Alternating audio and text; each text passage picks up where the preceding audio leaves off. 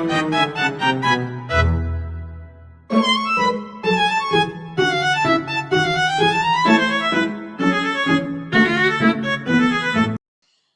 Sobat Hayuper, selamat datang di HI Pods episode keempat. Sedikit perkenalan nih, jadi pada hari ini kita akan membahas tentang isu-isu global yang tidak cuma menyentuh ranah diplomasi saja, tapi juga menyentuh sisi-sisi kemanusiaan. Bersama saya, Zevanya Tesalonika Manopo dari Hubungan Internasional Angkatan 2023 yang akan menjadi host dari podcast pada hari ini. Teman-teman, pada hari ini kita akan membahas sebuah topik yang sangat menarik, yaitu tentang kisah para pengungsi Rohingya yang terdampar di Indonesia. Jadi isu ini adalah isu kemanusiaan yang syarat akan makna, sekaligus mencerminkan bagaimana Indonesia bisa menempatkan diri di tengah dinamika global. Dari perjalanan panjang para pengungsi di laut, hingga solidaritas masyarakat Aceh dan keterlibatan aktor-aktor internasional, semuanya menjadi suatu bagian penting untuk bisa kita bahas pada hari ini. Nah, kalau kalian udah pada penasaran nih, yuk tonton terus HI Pods episode 4 sampai habis. Baik teman-teman, hari ini kita kedatangan satu narasumber yang sangat amat spesial, yaitu Mbak Nelly Fitria MA. Mbak Nelly adalah seorang dosen hubungan internasional di Universitas Pertamina.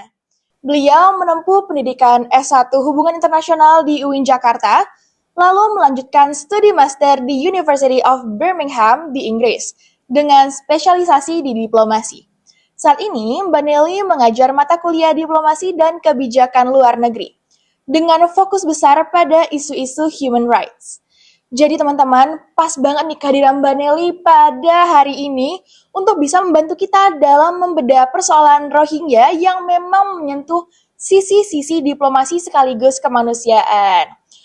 Jadi aku mau nyapa dulu nih, mau bincang-bincang sedikit. Halo Mbak Nelly. Halo Fanya, apa kabar? Baik, Alhamdulillah. Bagaimana kabarnya Mbak Nelly pada hari ini? Alhamdulillah sehat. Agak kehujanan sedikit Oh tadi iya. ya sebelum kesini. Jakarta hujan. Iya, Jakarta emang akhir-akhir ini emang hujan sih Iya, Mbak. betul, Iya. betul. Tapi untungnya bisa sampai ke sini dengan aman dan lancar Mbak ya. Alhamdulillah. Alhamdulillah. Mbak kira-kira akhir-akhir ini lagi sibuk apa nih? Riset, ngajar, atau mungkin ada hal-hal baru nih Mbak?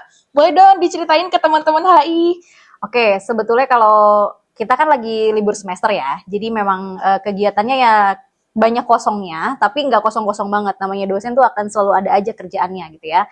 Jadi lagi ya megang proyek penelitian juga, terus juga pengabdian kepada masyarakat, dan juga sama penelitian ya, tentunya nulis publikasi jurnal kayak gitu. Sampai nanti kita masuk ya, kurang lebih 2 minggu lagi ya, kita akan mulai semester baru. Itu sih, Fanya. Widih, jadi teman-teman walaupun kita lagi libur semester nih, ternyata Mbak Nelly tetap produktif banget ya, padat banget kayaknya dilihat-lihat kalau kegiatannya.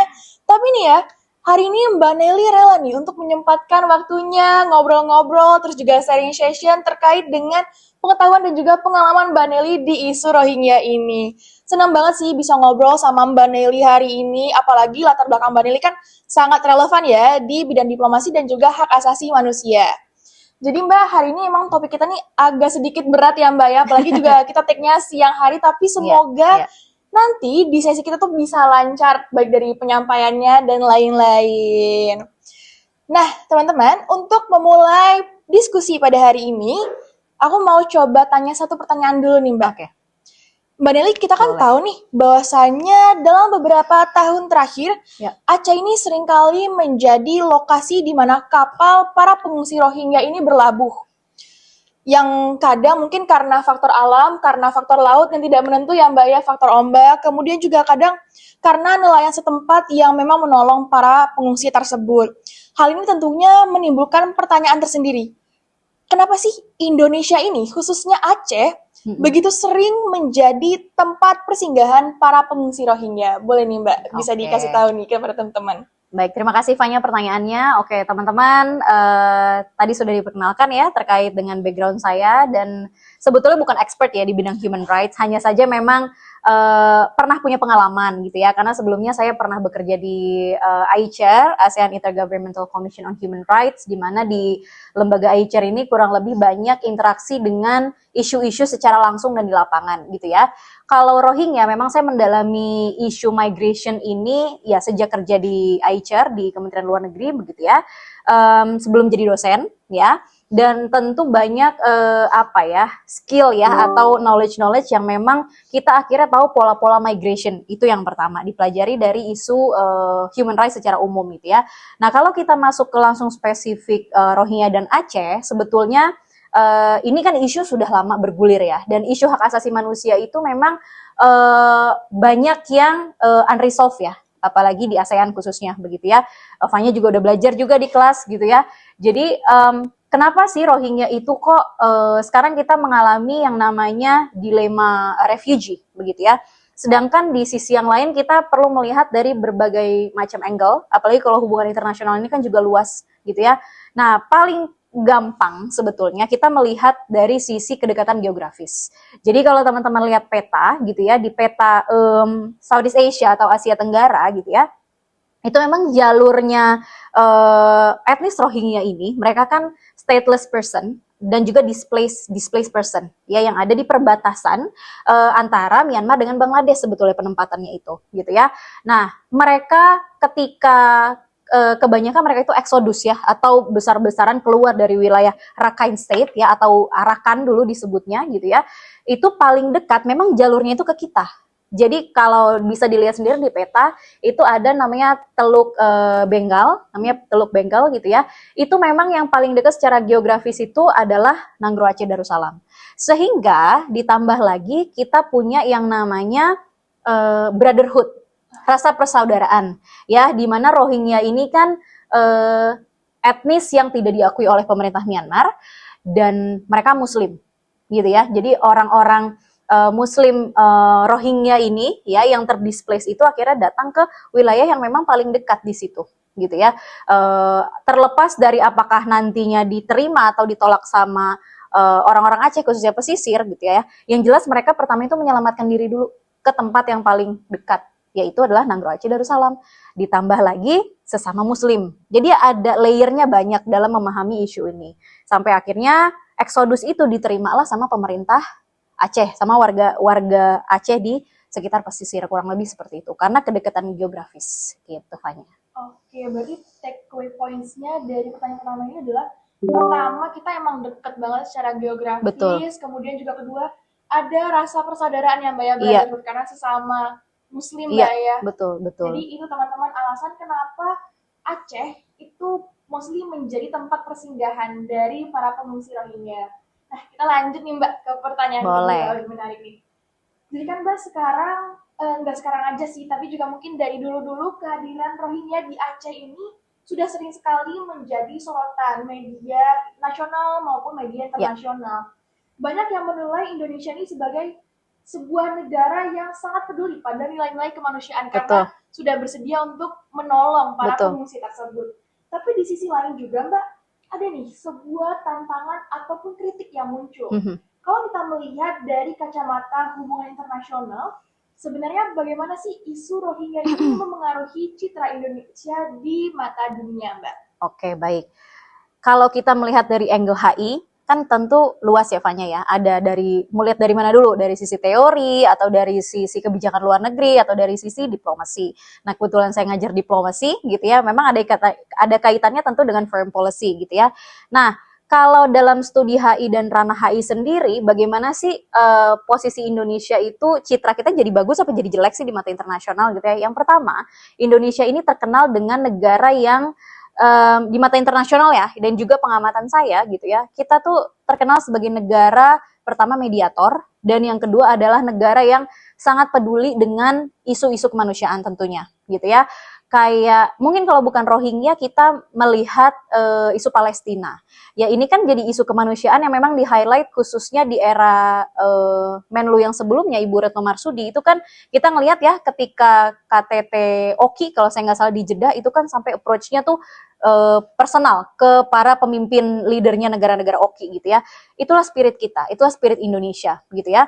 Nah, kalau sekarang kita tarik ke kacamata hubungan internasional, let's say kita lihat dari sisi diplomasi, ya. Jadi saya menulis artikel ya di tahun 2024 itu terkait dengan bagaimana silent diplomacy yang dilakukan oleh Indonesia sebagai mediator ya untuk menangani krisis Rohingya, gitu ya. Nah, Indonesia itu di ranah ASEAN itu dipercaya sebagai negara yang sangat peduli dengan isu-isu kemanusiaan.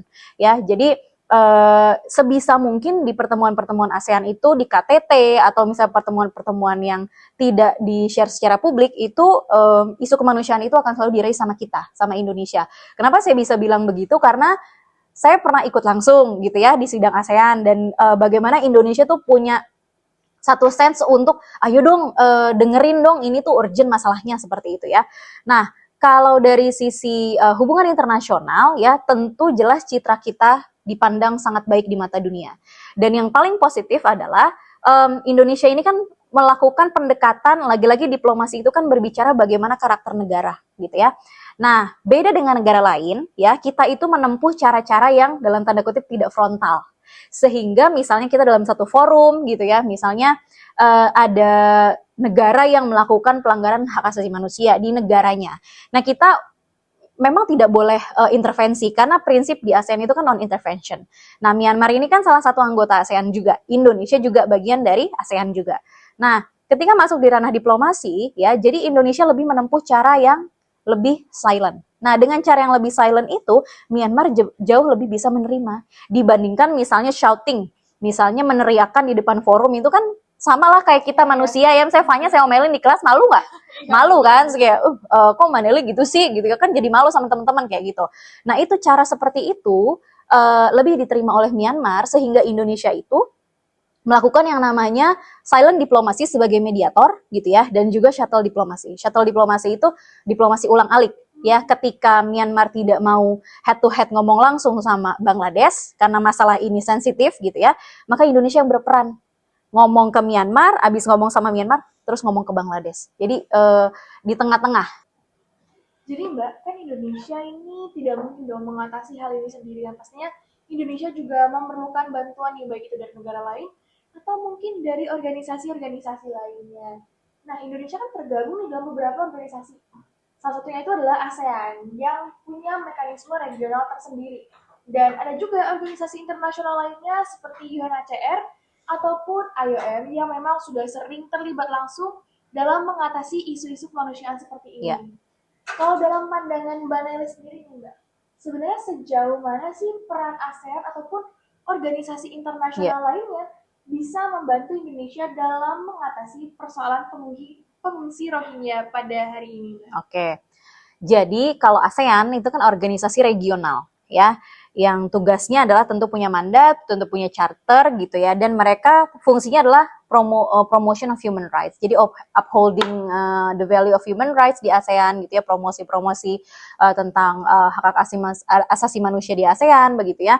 Sedangkan kalau kita berbicara organisasi internasional misalnya UNHCR atau IOM itu membantu di ranah operasional. Jadi bagaimana langsung turun ke lapangan ya, terus juga langsung menghadapi situasi yang ada di lapangan dan mereka langsung memberikan bantuan secara real gitu ya, karena memang mandatnya seperti itu ya. Jadi membantu membuatkan shelter gitu ya, bagaimana memberikan asistensi terkait dengan asylum seeker, pencari suaka, sampai dengan orang-orang Rohingya ini ketika dia pindah misalnya ke negara lain ya, misalnya ke Indonesia gitu ya, itu kan ada proses. Jadi mungkin ini banyak yang tidak sadar bahwa orang tuh tidak tiba-tiba menjadi entitled as refugee, Fanya. Jadi sebelum menjadi refugee itu datang nih ke Indonesia di tempat penampungan. Kalau di luar negeri namanya detention center ya.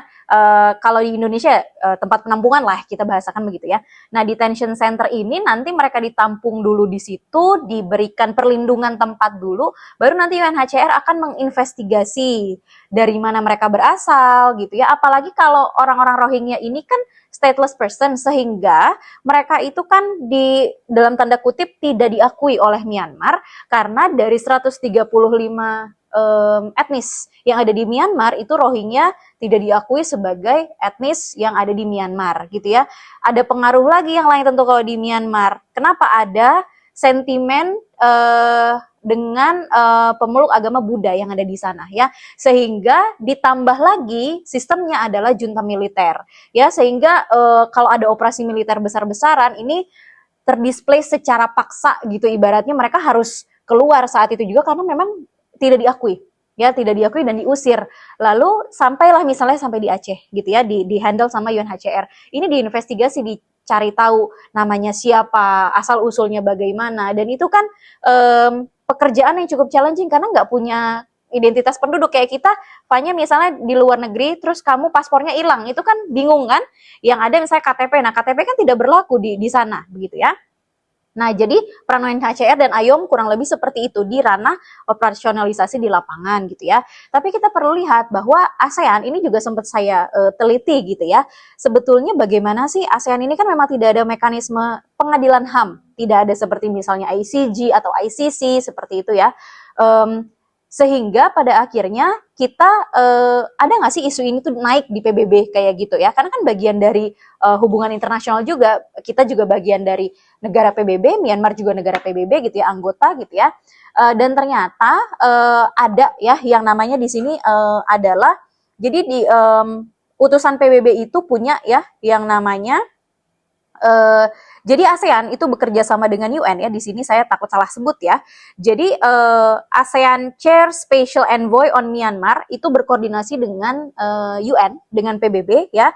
Nah, akhirnya UN punya Special Envoy juga, utusan khusus ya untuk Myanmar ya, disebut dengan UN Special Envoy on Myanmar and the Independent Investigative Mechanism for Myanmar. Ya, jadi bagaimana pendekatan, terus diukur, ini tuh situasinya itu harus diadres seperti apa, kayak gitu ya, kurang lebih perannya ASEAN di situ ya. Sekali lagi, kalau di ASEAN kita kan sistemnya multilateral ya, berarti diskusi ya. Nah, isu-isu Rohingya ini tentu kita punya body ASEAN body, yaitu iChair, di mana ini dulu saya pernah bekerja di sana juga gitu ya. Di setiap meetingnya iChair pasti akan dibahas ya. Nah, nanti kalau saya deadlock isu seperti ini kan isu sensitif ya. Nah, ini naiklah sampai ke misalnya ASEAN Summit atau konferensi tingkat tingginya ASEAN. Nah, biasanya di sini baru tuh ya di address gitu ya. Dan memang salah satu penemuannya adalah yang tadi saya bilang, kita kembali ke shuttle diplomasi atau silent diplomacy, karena biasanya di sini pun deadlock. Maka pendekatan terhadap Myanmar ini halus pelan-pelan ya, dan bagaimana supaya kita bisa berdiskusi secara tenang, secara damai sebagai mediator ya terhadap Myanmar, dan akhirnya mereka mau mengambil langkah-langkah yang konstruktif. Kira-kira seperti itu, Fanya. Oke, jadi beneran sekompleks itu, Mbak. Kompleks sekali. Iya, jadi mungkin peran organisasi internasional ini lebih ke mengadvokasikan perdamaian kayak peace builder gitu ya, Mbak? Iya, betul, betul. Baik, Mbak. Sekarang kita masuk ke pertanyaan yang kedua nih. Kalau misalnya kita tarik nih jawaban-jawaban tadi dan juga pertanyaan-pertanyaan tadi ke level konseptual, isu Rohingya itu bisa dilihat dari dua sisi besar. Di satu sisi, ini sebenarnya adalah tragedi kemanusiaan. Tapi di sisi lain jelas, tidak pernah terlepas dari dimensi politik. Betul. Baik itu mungkin di Myanmarnya atau yang lebih luas, kawasan regional ASEAN. Nah, kalau menurut Mbak Naila sendiri, apakah persoalan Rohingya ini sebaiknya dipandang terutama sebagai isu kemanusiaan, atau kita melihat dari perspektif lain, Mbak, isu politik? Atau justru mungkin keduanya ini tidak bisa dipisahkan sama sekali, betul, saling berkaitan, begitu, Mbak? Ya. Jadi kalau isu Myanmar yang kita lihat adalah keduanya. Kita mesti lihat, nggak bisa dari salah satu angle aja, karena hanya ngomongin isu kemanusiaan tanpa adanya penguatan dari sisi politik ya, menurut saya langkahnya akan lama penyelesaiannya ya. Kenapa sih sisi politis isu ini bisa dilihat dari mana?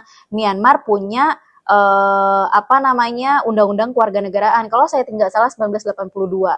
Di situ ada terdapat 135 etis dan mengeksklud Rohingya. Itu kan politis sekali ya. Bagaimana kemudian di sana terjadi operasi militernya itu antara pemeluk Buddha dengan against, ibaratnya gitu ya, bahasa frankly speakingnya adalah against Muslim. Nah, ini kan dari politik lari ke agama. Terus habis itu kamu bukan orang sini loh, kamu siapa, kamu dari mana gitu ya. Padahal secara sejarah memang saya membaca bahwa etnis Rohingya ini kan memang kalau kita melihat ya, itu ada sejarahnya dari apa namanya tuh pedagang ya dari Gujarat, India gitu ya, Persia masuk ke dalam wilayah Asia Tenggara. Ya sama lah kayak dulu kita misalnya penjajah yang awalnya mau berdagang rempah-rempah, ya itu kan ada jalurnya ya.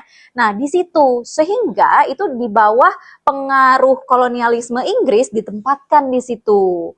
Nah ketika di Myanmar merdeka, nah baru kan merdeka itu kan beres-beres nih bebenah ya kan, mendirikan negara yang berdaulat tentunya kan. Oh ini batas wilayah kita jelas, ini penduduknya kita seperti ini gitu ya. Ternyata Rohingya itu di-exclude dari Myanmar kayak gitu. Kurang lebih seperti itu Fanya.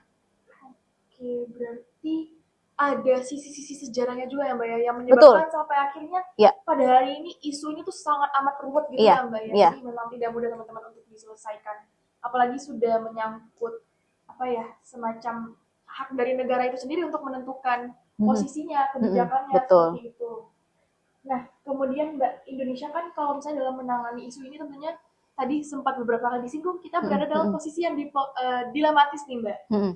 Ada keterbatasan sumber daya domestik, terutama di tingkat daerah, tetapi juga ada tuntutan dari dunia internasional agar Indonesia ini terus-menerus menunjukkan solidaritas kemanusiaan. Kalau misalnya menurut Mbak Naila sendiri, bagaimana Indonesia sebaiknya menyeimbangkan keterbatasan yang ada dengan tuntutan global yang diberikan oleh dunia internasional mengenai isu ini, Mbak? Oke, bagaimana menjawab external pressure, bagaimana menjawab tantangan. Kok Indonesia kayaknya kesannya nggak peduli gitu ya, padahal nggak cuma kita. Negara-negara itu, Indonesia tuh yang tadi saya bilang, kita tuh baik banget gitu, maksudnya we have state altruism, sehingga kita mau menerima, kan negara lain jelas menolak. Ya apalagi yang berbatasan langsung misalnya Bangladesh, segitu aja nggak mau kan menerima gitu ya. Jadi bagaimana sih kita menjawab tantangan internasional? Menurut saya bagaimana cara menjawabnya? Libatkan organisasi regional ASEAN misalnya, juga libatkan UN. Sebagaimana ini juga ditreat sebagai masalah internasional, nggak cuma masalah regional ASEAN aja gitu. Sehingga apa? Ketika nanti orang ini melek, oh terjadi misalnya ethnic cleansing lagi nih gitu ya, besar-besaran, itu kan dunia melek jadinya gitu ya. Misalnya taruhlah viral kayak gitu ya. Nah pada akhirnya apa? ASEAN kan punya posisi yang sangat urgent gitu ya, dan tidak bisa membiarkan misalnya terlalu lama dan berulang terus seperti ini gitu ya, misalnya kekejaman ya. Oke lah, secara politis lagi tadi mereka tidak diakui dan Myanmar tidak mau mengakui mereka gitu ya, karena sekali lagi Fanya kita belajar tentang kedaulatan, sovereignty, di mana sovereignty itu kan kedaulatan yang memang tidak boleh ada negara lain yang melewati batas kedaulatan itu ya, baik itu batasnya jelas seperti laut, udara dan darat gitu ya, ataupun sovereignty yang sifatnya seperti ini ya. Jadi seperti itu, ketika kita menjawab tantangan internasional, kita perlu menunjukkan itikatnya, seperti misalnya kita peduli di sidang-sidang ASEAN, kita raise issue seperti ini. Terus kita juga perlu namanya publikasi, misalnya bantuan kemanusiaan itu Indonesia proaktif kayak gitu ya.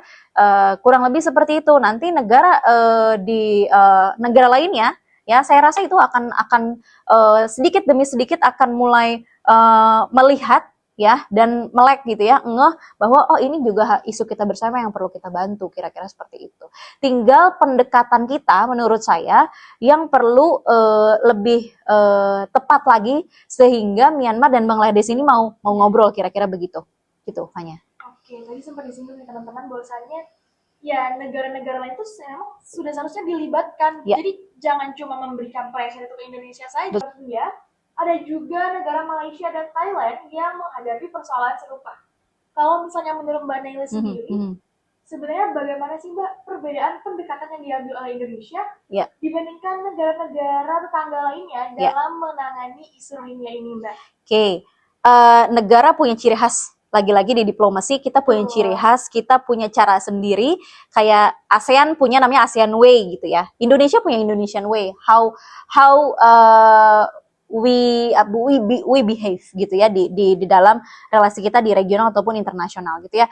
Kalau kita melihat Malaysia itu kan menggunakan pendekatan, kalau Indonesia silent diplomacy, kalau Malaysia itu megaphone diplomacy.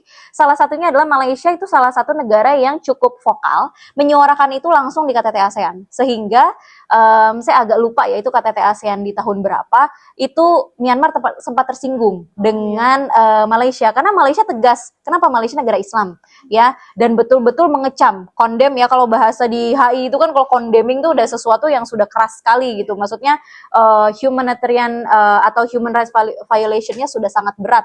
Itu kita sampai ngomongin itu condemn, mengecam gitu ya. Nah, di mana Malaysia itu melakukan pendekatan megaphone diplomasi sehingga Myanmar itu tersinggung ya. Ya, ketika seperti itu kan pasti negara biasanya resisten ya, ditegur di depan umum gitu ya. Sama dengan misalnya Thailand tidak membuka pintu untuk imigran dari Myanmar misalnya. Kalau kita comparing dan contoh dari negara-negara Eropa, itu negara Eropa kan jelas ada yang open door policy untuk migration, misalnya let's say Jerman dan Belanda ya, terus juga Inggris salah satunya yang terbuka sama imigran gitu ya. Tapi memang resikonya ada seperti yang tadi saya bilang, kriminalitas gitu ya, karena mereka sangat membuka. Tapi ada juga negara-negara yang exactly state untuk closed door diplomacy. Closed door policy. Ya, sehingga migration dia nggak mau terima apapun urusannya, jangan masuk negara saya. Kayak gitu kira-kira ya. Sehingga imigran-imigran ini tahu mereka harus bergerak kemana gitu ya. Oh, ini yang buka, ini yang boleh, ini yang baik, kira-kira seperti itu gitu ya. Jadi kurang lebih seperti itu. Jadi Thailand, terus juga Malaysia dan Indonesia punya cara berdiplomasinya sendiri, dan policy yang yang diambil, foreign policy-nya juga berbeda-beda ya. Tapi apakah itu salah? Tidak. Lagi-lagi negara punya sovereignty yang tadi saya bilang ya. Tinggal bagaimana sebetulnya, apakah negara yang kaku ini gitu ya. Ini kan kasihan, masa dia udah di lautnya, taruhlah misalnya udah deket Malaysia sama deket Thailand, dibuang gitu ya. Terus akhirnya masuknya ke kita gitu ya. Itu juga kita perlu yang namanya konstruktif dialog dengan negara-negara terkait gitu ya. Ya, ini boleh nggak ya kita bekerja sama untuk Indonesia tuh sudah menampung banyak sekali loh. Boleh nggak sih kalian tuh membuka ruang sedikit untuk juga bisa menampung gitu kan, siapa tahu memang bisa gitu kan. Yang penting adalah ASEAN ini kan tempat berdialog gitu ya, sehingga akan ada yang namanya konstruktif feedback, masukan untuk negara-negara yang memang perlu kita ajak gitu untuk juga peduli, kira-kira seperti itu Fanya. Oke, saya baru tahu nih Mbak, ternyata memang dari sisi pengungsinya juga sudah tahu ya negara mana sih yang bakal open, pasti negara ya, mana yang tidak menerima betul gitu betul ya. Karena gini, mungkin tambahan sedikit, di Eropa gitu ya, misalnya imigran tahu mereka imigran yang dari negara perang gitu ya, pergilah Suriah atau mana gitu ya, Afrika, pergi ke Eropa. Mereka akan cari, oh negara ini anti imigran, sehingga negara mana nih yang yang buka gitu ya. Oh, bisa nih cari kerja misal di Belanda, bisa nih kita masuk ke Jerman misalnya kayak gitu. Ikut mereka. Dan apalagi kayak gini kan gelombangnya sudah banyak Fanya. Pasti kan ada, bahkan banyak juga berita tuh ada yang mengkoordinir kan, akhirnya jadi human trafficking kayak gitu-gitu. Mereka tahu jalurnya dan biasanya ada yang memfasilitasi gitu. Apalagi misalnya kejadian itu sudah bergelombang-gelombang ya. Gelombang tuh misalnya terjadi tahun 2018, 19, 20. Itu pattern-nya akan berulang kayak gitu. Gitu sih. Berarti memang sudah ada fasilitator dari masing-masing negara. Tapi itu non-state actor yang sifatnya ilegal. Ya, itu kan terjadi juga di etnis Rohingya, sehingga peredaran narkoba dan senjata itu terjadi di dalam lingkaran ini, dan khususnya human trafficking gitu terjadi. Jadi tidak hanya hitam putih mereka dari sini pindah ke sana, di tengah-tengah prosesnya itu bisa dieksploitasi Fanya. Menarik juga ya Mbak, ya ternyata banyak ya sisi-sisi yang tidak terungkapkan gitu ya Mbak. Betul. Selama ini kita ngelihat kayak oh ya udah Aceh menampung dan lain-lain, tapi ternyata ada nih penyelundupan di antara kedua hal tersebut ya Mbak. Wah. Oke Mbak, kita lanjut ke pertanyaan selanjutnya. Jadi Mbak, selain persoalan kebijakan dan juga diplomasi, kalau misalnya di lapangan kita sendiri melihat munculnya resistensi dari sebagian masyarakat lokal terhadap kehadiran pengungsi Rohingya, yang mungkin alasannya ekonomi, kemudian juga keterbatasan fasilitas. Betul.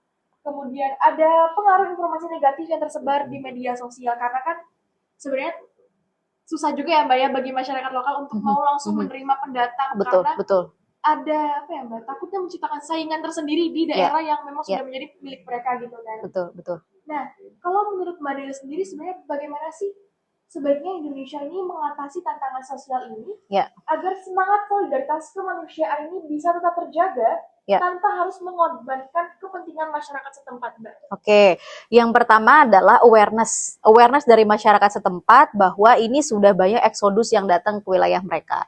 Jadi tidak hanya masyarakat Aceh, saya tahu bukan tahu sekali ya, maksudnya dari literatur juga yang saya baca, yang saya tulis gitu ya, itu bahkan UNHCR aja mau masuk Rohingya itu banyak resistensi dari etnis di sana gitu, kayak bahkan dibilangnya ada satu literatur yang bilang UNHCR nih alien gitu ya, itu kan pernah saya jelaskan ya, karena siapa kamu orang asing masuk ke sini gitu ya, samalah mahasiswa nih, ada bahasa saya dulu namanya KKN, kuliah kerja nyata ya, kayak kalian mungkin sekarang PKM ya, pengabdian kepada masyarakat. Kamu izin dulu nggak sama Pak RT Pak RW-nya? Izin kan, apalagi ini langsung masuk gerudukan, nyelonong, terus gimana gitu kan, pasti kaget dong kita, ini siapa, kok nggak ada izin, nggak ada apa gitu kan. Tapi ini disebut dengan irregular migration. Irregular itu yang namanya juga irregular, tidak teratur, tidak diatur, tidak diprediksi, tidak direncanakan gitu ya. Yang paling harus dikuatkan, makanya saya bilang tadi adalah Indonesia saya rasa perlu untuk menciptakan langkah-langkah yang semakin konkret. Ini udah 2025 gitu ya. Maksudnya gimana? Sebetulnya saya paham apa yang Indonesia hadapi sebetulnya terkait migration ini kan kompleks banyak. Tidak hanya kita ngurusin Rohingya. Kita itu banyak, korban human trafficking kita masih banyak. Sehingga isu domestik kita aja ini banyak yang masih kompleks dan belum tertangani secara maksimal kan gitu ya. Namanya dari Sabang sampai Merauke, kemiskinan juga masih ada, orang butuh kerja. Banyak irregular migration juga yang menjadi buruh migran ke luar negeri. Belum lagi nanti misalnya dalam kasusnya yang ilegal kayak gitu kan. Jadi domestiknya pun masih punya tantangan gitu ya. Nah, apa sih yang perlu dipahami dan juga ya raising awareness di masyarakat sekitar, sehingga bagaimana kira-kira ketika mereka hadir kita sudah prepare. Ya, in case kita akan menerima lagi, ya kecuali pemerintah setempat, pemerintah daerah gitu ya. Ya kan makanya tadi saya bilang ya, perlu yang namanya adjusting policy dari pemerintah daerah dan koordinasi sama pemerintah pusat. Dan juga UNHCR di situ yang terlibat langsung. Ini apakah kita mau betul-betul tolak sehingga mereka masuk tuh, kan udah pernah ada videonya, diusir lagi ya, dibawa ke tengah laut lagi itu kapal gitu ya. Ya itu tadi, dilema hati nurani, tapi kebijakan juga nggak bisa nih kalau terus-terusan. Makanya apa ya, awareness tadi, dan tentukan pilihan. Ini kita sebetulnya tetap mau terima, dan kalau mau terima masih terus terima, ya kita harus menyiapkan yang namanya infrastruktur tadi. Dan kalau misalnya memang lama-lama sudah siap infrastrukturnya, ya kenapa nggak ratifikasi gitu kan, sehingga alasannya itu bukan alasan ya, landasan hukumnya jelas kayak gitu loh. Kurang lebih seperti itu. Oke, ini mungkin sedikit pertanyaan lanjutan ya Mbak ya. Jadi saya tuh pernah melihat di salah satu platform media sosial terkait dengan resistensi terhadap para pengungsi Rohingya ini, salah satunya adalah masyarakat lokal itu takut bahwasanya nanti pada akhirnya mungkin karena pengungsi Rohingya sudah berpuluh-puluh tahun tinggal di sana, kemudian terjadi percampuran ras juga ya Mbak ya. Takutnya malah mengambil alih secara keseluruhan itu loh Mbak. Mungkin boleh kita belajar dari sejarah ya. Iya, betul, Mbak. Kita belajar dari sejarah bagaimana ketika orang asing dikasih lahan tiba-tiba diambil gitu ya. Seperti misalnya ya display settlement Israel Palestina itu bukan wilayahnya Israel misalnya seperti itu ya. Nah, jadi kalau seperti ini ya tadi kan ada misalnya perkawinan misalnya tiba-tiba dia menikah nih dengan warga lokal gitu di Aceh gitu ya. Terus gimana nih secara turun-temurun?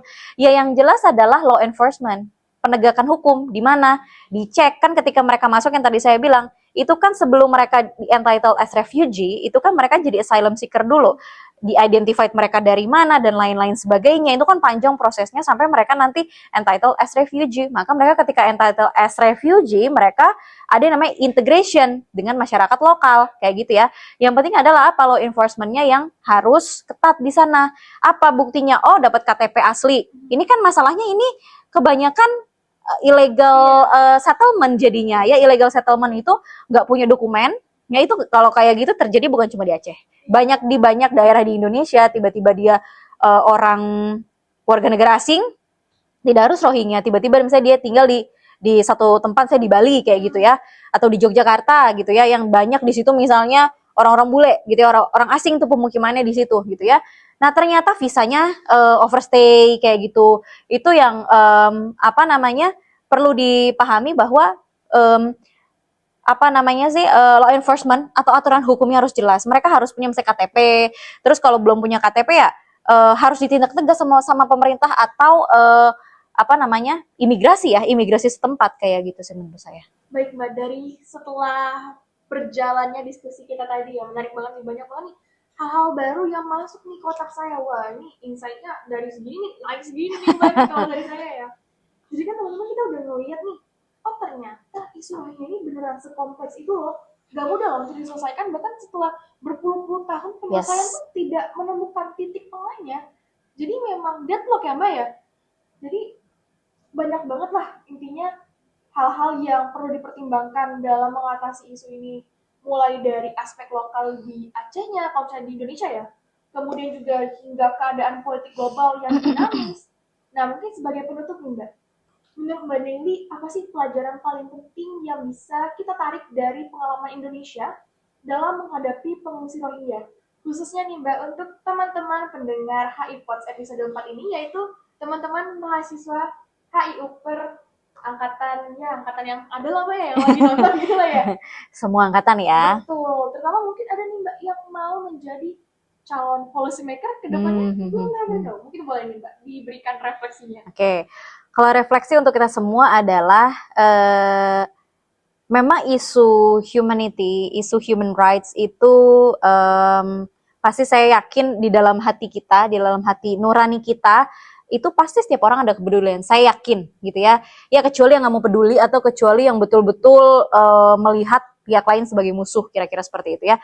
Nah, jadi kalau dari sisi Indonesia, karena kita dari Indonesia dan kita melihat dari perspektif hubungan internasionalnya Indonesia gitu ya, ya tetap jadi negara yang aktif dalam menyuarakan, yang pertama nggak cuma menyuarakan atau promoting human rights, tapi juga kita melakukan langkah konkret yang konkret yang progresif. Jadi misalnya kita sudah menempuh langkah silent diplomacy, terus juga terus membuka dialog misalnya dengan Myanmar, juga dengan Bangladesh atau negara manapun gitu ya, untuk kita sama-sama mengajak, ayo kita turut peduli gitu ya.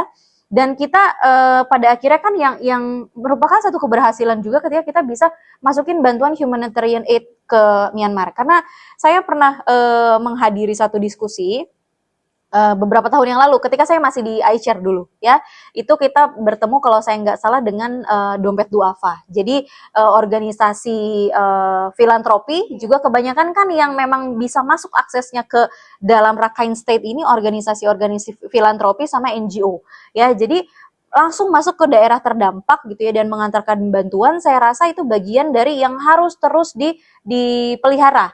Ya, jadi ada bantuan apa kita bisa bantu ke mereka, tapi nggak cuma dari gerakan akar rumput di bawah, karena yang di atas kita perlu yang namanya dukungan hukum, perlindungan hukum buat orang-orang yang masuk ke wilayah sana, yang mendukung perdamaian, kira-kira seperti itu, ya, sehingga orang-orang ini, ya pastinya karena refugee ini kan Fanya tahu juga ya, berpuluh tahun tinggalnya di penampungan. Misalnya kalau di Rohingya itu kan namanya Cox's Bazar. Cox's Bazar ini perbatasan wilayahnya antara Bangladesh sama Myanmar, itu refugee shelter ada di situ. Ya, itu yang bikin UNHCR. Ya, dan itu berpuluh-puluh tahun gitu ya. Sehingga apa? Mereka yang terdisplace itu dibikinkan bangunan semi permanen ya dari UNHCR, lembaga internasional, sehingga mereka terlindungi gitu kan. Dan tentu aja harus yang namanya perlindungan hukum internasional ini harus adil tentunya. Jangan sampai ketika ada operasi militer yang sebetulnya urusannya adalah militer, masuknya menargetkan masyarakat sipil. Sekarang kan banyak yang seperti itu ya, negara-negara yang menyerang ke masyarakat sipil, padahal kalau kita belajar conduct of hostilities, ya hukum perang itu kan nggak boleh masyarakat sipil diserang, juga anak-anak, perempuan, merusak alam, itu kan nggak boleh seperti itu. Jadi refleksi untuk kita seperti itu ya. Jadi ketika kamu punya isu dan minat ke dalam isu human rights gitu ya, jangan lelah untuk melakukan constructive action ya, yang melibatkan tentunya berbagai angle ya. Berbagai angle tuh yang tadi, sekali lagi kita action, bantuan kemanusiaannya jalan, tapi diplomasi ngobrol kita juga jalan, sehingga ada agreement, oke nih, setuju ya, tidak boleh dilanggar ya, meskipun tidak legally binding ya, sehingga apa, itu kan mengikat, agreement itu mengikat, sehingga nanti misalnya ada satu pihak yang nggak nurut gitu ya, memang tidak dihukum, tapi kan bisa ditegur, atau misalnya ya kalau konteksnya negara besar diberikan sanksi ya. Kalau mungkin kalau kita di regional Asia Tenggara ya kan kita bisa condemning misalnya kayak gitu, atau kita ajak dialog sebenarnya ada apa sih, maunya apa sih, kan kayak gitu kan, esensi diplomasi kurang lebih seperti itu. Jadi refleksi buat teman-teman HIUPer gitu ya, karena saya melihat atensi minat ya terhadap human rights ini kan cukup tinggi. Dari mana saya tahu gitu ya, minat teman-teman untuk mengerjakan skripsi, tugas akhir itu makin kesini itu makin banyak yang ngebahas isu hak asasi manusia, which is bagus ya. Maksudnya kita makin terbuka dengan isu-isu kemanusiaan, tapi yang paling penting adalah hati-hati dengan narasi yang bergulir misal di media sosial gitu ya.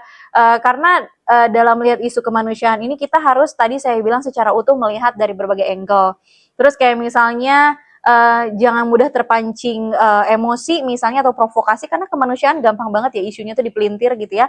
Contohnya gimana yang tadi saya bilang, ketika kita mau ngomongin refugee itu tidak semata-mata orang menjadi refugee, tapi ada stepnya, menjadi asylum seeker dulu, baru dia bisa entitled atau dia nggak bisa entitled sebagai refugee. Jadi stepnya seperti itu, kita mesti melihat pelan-pelan, dan jangan lupa ketika kita memang biasanya orang yang bekerja di bidang kemanusiaan itu kan pengen jadi superhero ya, tapi sometimes kita ketemu sama bentrok sama kebijakan, kita bentrok sama yang nggak mau diberesin aja isu ini kayak gitu kan.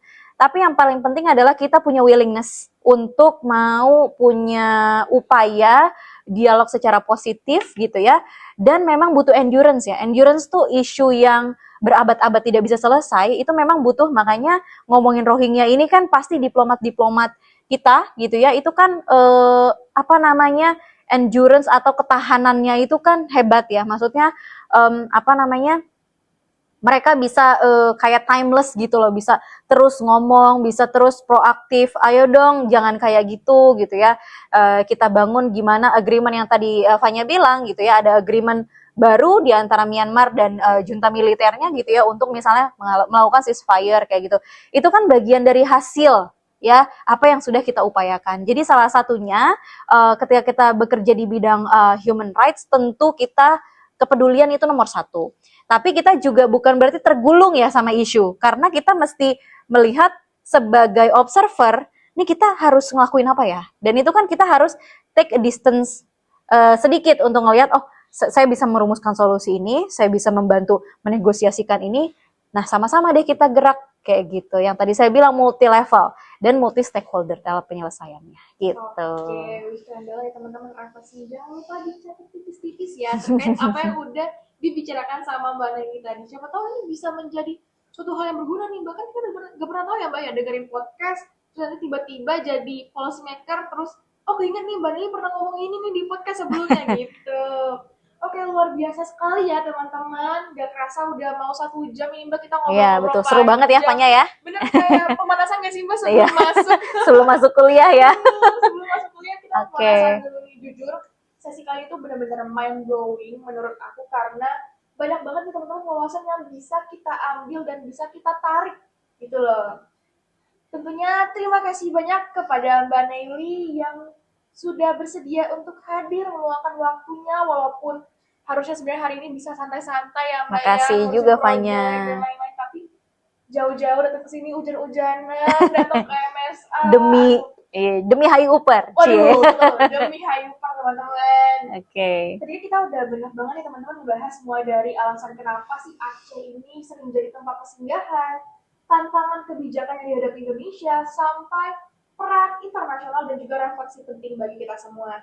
Semoga diskusi pada hari ini bisa membuka perspektif baru bagi teman-teman, terutama mahasiswa hubungan internasional, untuk bisa lebih peka terhadap isu-isu kemanusiaan global sekaligus mampu melihat dalam konteks diplomasi dan juga politik internasional.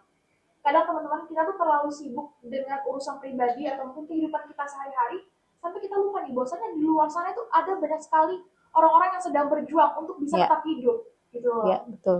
Dan semoga setelah ini kita bisa jadi lebih peduli ya Mbak ya, jadi bisa lebih aware, kemudian juga bisa lebih menunjukkan kepedulian kita, lebih terbuka dan lebih berani lagi untuk bisa melihat isu global dari sisi kemanusiaan.